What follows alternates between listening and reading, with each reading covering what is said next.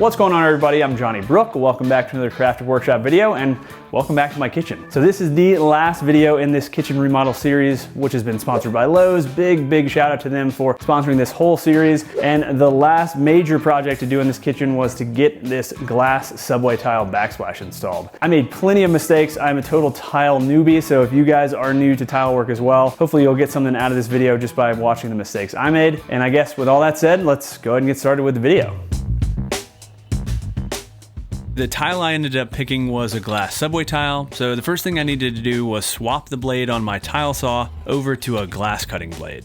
And this is important as using a normal tile blade will cause you a lot of issues with chipping and ragged cuts. As you can see, this glass specific blade left me with a pretty clean cut overall, but I actually think a snap cutter would have been better in some of these situations, but I'll cover that a little later. Before actually getting to adding tile, I needed to figure out where I was going to end the run and how I would make that look purposeful. So I decided to use this schluter strip for this, and I really like the look the strip gives the end of the tile run. That said, I inadvertently purchased the wrong size schluter strip, which I didn't realize until I went to lay my first pieces of tile, but we'll get to that in a bit. These strips are aluminum and cut easily with a normal miter saw, and I just got them pre-cut and temporarily taped to the wall with some painter's tape. So I started my tiling from the end of the run with a piece of this mosaic cut in half. And I figured out this would work by laying out the tile in SketchUp, a 3D modeling software. Even if you don't fully model your kitchen in 3D like I did, you should definitely spend some time measuring out the width of your wall and figuring out how to start and end your run. You really don't want to be left with a bunch of tiny slivers to install, as it'll not only be difficult to install, it'll look weird too.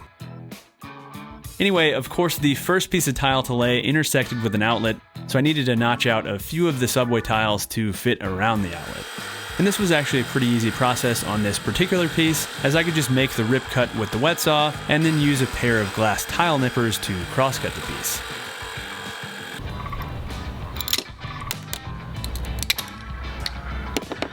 Sweet.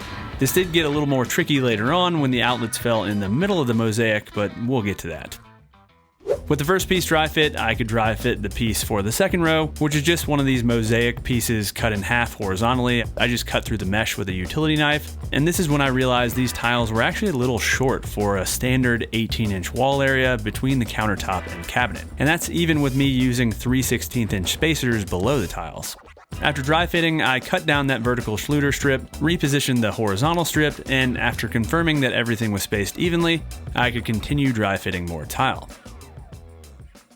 Once I had the first few pieces for the first and second rows dry fit, I moved on to actually applying the tile to the wall. And I used a pre-mixed tile adhesive here, which I picked up from my local Lowe's, and it was definitely nice to avoid having to mix the adhesive myself. I applied the adhesive to the wall with a notched trowel, using a notch size recommended by the tile manufacturer, and I just tried to get the adhesive onto the wall as evenly as I could.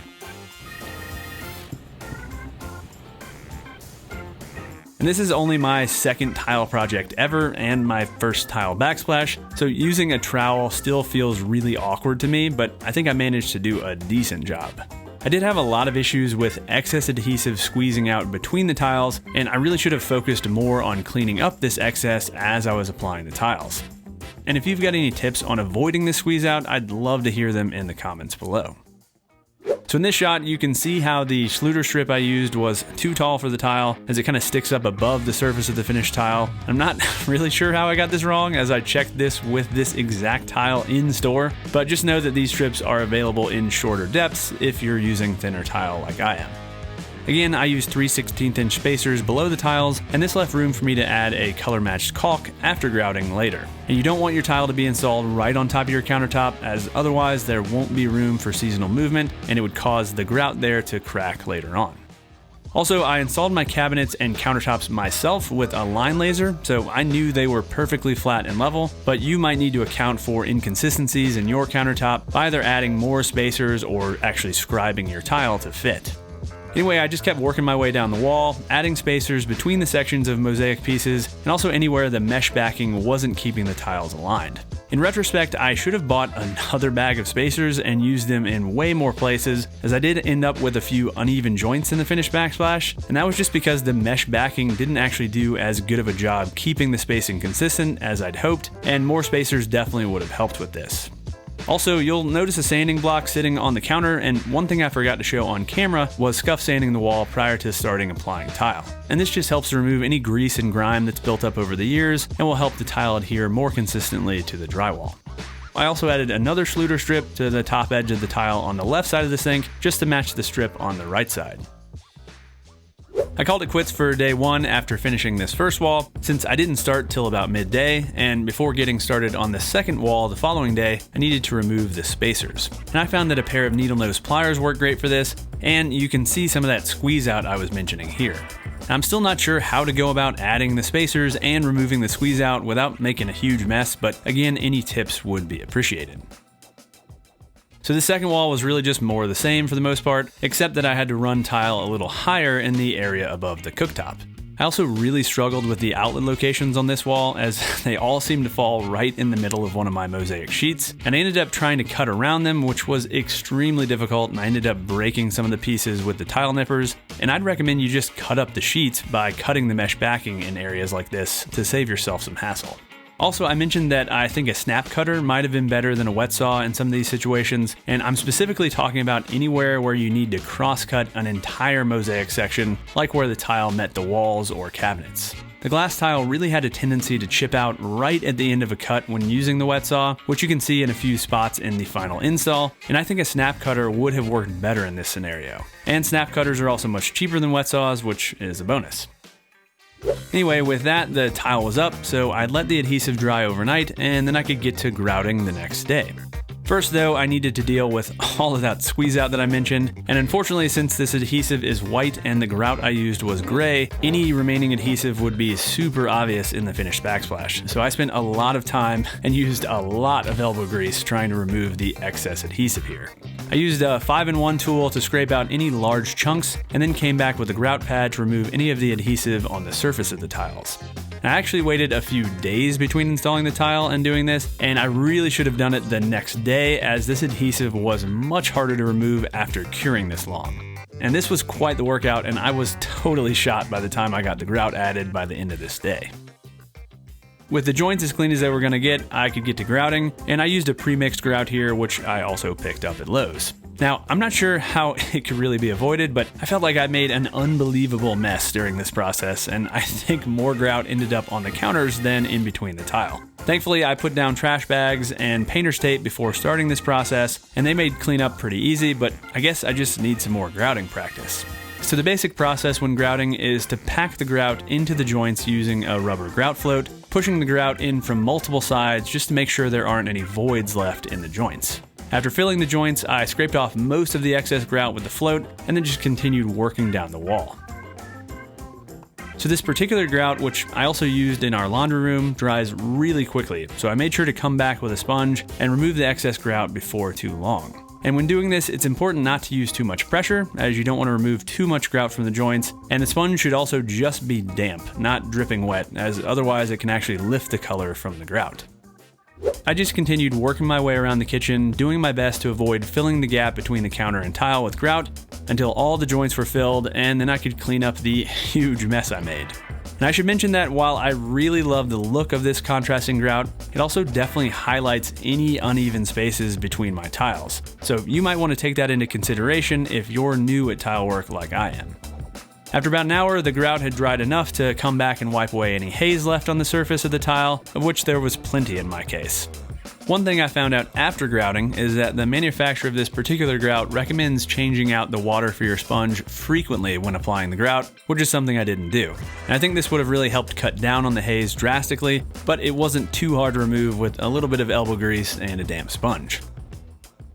With the haze removed, I let the grout finish drying, and then I could come back and add the color-matched caulk I mentioned earlier. And this caulk is made by Mape, the manufacturer of the grout and also the tile adhesive, and it's perfect for any spots where the tile meets another surface, like a countertop, cabinet, etc. I had a little trouble getting the caulk to look good at first, since the gray caulk against the white tile and black countertop made any excess really obvious. But after a little frustration, I dug around in my shop and found one of these caulk tools, which I actually picked up from Lowe's a while back, and this thing was a lifesaver. I was able to get a super consistent caulk line, and the tool left me with a perfectly clean backsplash and countertop, and I definitely recommend picking one of these up before caulking. With that, the backsplash install was complete, so I could add the outlet covers back. And I was able to use these awesome screwless plates on this first section, which I think looks super clean. Also, depending on the thickness of your tile, you might need to get some longer screws for your outlets, and I also found a rubber spacer kit that I used where needed just to keep the outlets a little bit more secure. Unfortunately, I did have to use some jumbo plates on the wall behind the cooktop since I didn't cut in around the tiles tight enough, and these look fine, but they'll just serve as a lesson to be more careful in future tile projects. With the backsplash complete, I still had a few odds and ends left to finish up the kitchen, the first of which was installing this Samsung range hood. So the first step was to cut a hole in the cabinet above the range hood and then get the range hood temporarily hung on a few screws, which was pretty tricky by myself. After getting the hood in place temporarily, I could start laying out where I was going to run the 6-inch ducting to vent the range hood. And unfortunately, the microwave range hood that was in this area when I started the kitchen remodel wasn't vented, so I had the fun task of drilling a 6-inch hole through the side of our house during this process. So obviously I wanted to get this right, so I spent a good bit of time laying out where the ducting would run, making sure I wasn't going to run into any studs in that outside wall. I used a 6 3/8 inch hole saw to drill a series of holes through the very top of the cabinets so that the ductwork would be hidden and then out the side of our house. And we have 42-inch tall upper cabinets, and those very top shelves are pretty much impossible to get to anyway, so I thought this was a pretty good solution. Our house has hardy plank siding, which I did try to muscle through with my hole saw, consequently ruining it, and I had to switch over to a carbide tipped oscillating tool blade to finish the cut. And since the hole saw was completely dull after its scuffle with the hardy plank, I switched over to my jigsaw to finish the cut through the OSB, and then I could fit the vent. Back inside, I wired an outlet for the range hood and under cabinet lighting to plug into, and also added a whip to the range hood so that I could plug it in. Finally, I could run the ducting through the holes, which did prove to be a little bit tricky as the outside hole going through the house was just a little bit out of square, but I managed to persuade it into place with a 2x4 and hammer. I added a bunch of exterior rated caulk to the vent outside to really seal it up, attached it to the house with a few screws, and then connected the ductwork inside, taping the seams with aluminum tape. And the finished ductwork isn't the prettiest, but it seems to be well sealed, and let me tell you, this hood moves some air. I am amazed at how much air pressure there is coming through this vent outside. I think this is going to really make a huge difference when we're cooking smoky, stinky, or steamy foods. Crazy. One other nice bonus is, since I also have a Samsung induction cooktop, I can link the two through Bluetooth. And this means that when I turn on a burner on the cooktop, the range hood will automatically turn on as well, and it's pretty nifty. The next item on the final checklist was some under cabinet lighting. I used some lights I picked up at Lowe's from their In Brighton line here. And I really liked how easy these were to install since they're linkable and just plug into the wall, and I just needed to drill a few holes through the cabinets to run the cables. I used one 12-inch fixture on this left cabinet and then an 18-inch followed by two 12-inch fixtures on the right section of cabinets. And you can add an on-off button in line to control all these lights, but I plan to use a smart lamp dimmer to control these lights using my smart home system. The last little detail in this kitchen was to add that filler strip next to the wall oven cabinet, which got delayed from the original order.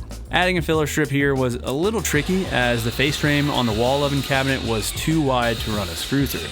Instead, I decided to add some blocking in the form of a few pieces of 2x2, flush with the back edge of the face frame, and then the filler strip could just butt up against that blocking. I got lucky and didn't actually need to scribe the filler strip to my wall since it was reasonably straight, so I could just rip it to width on the table saw. I did set my blade to a slight angle so that the edge of the filler strip that met the wall would have a much smaller contact area, and this just made it easier to fit the filler strip later. Speaking of which, after test fitting, I could get the filler strip permanently installed, and I added a few beads of construction adhesive on the 2x2 blocking, as well as the edge of the filler strip that met up with the cabinet, and then I could add the strip. And as you can see, having that slightly beveled edge allowed me to roll the strip into place, making it easier to fit the fairly snug piece. And with that, I could officially call this kitchen project done, at least for now. And before showing you the entire finished kitchen, let's rewind and see how this kitchen started.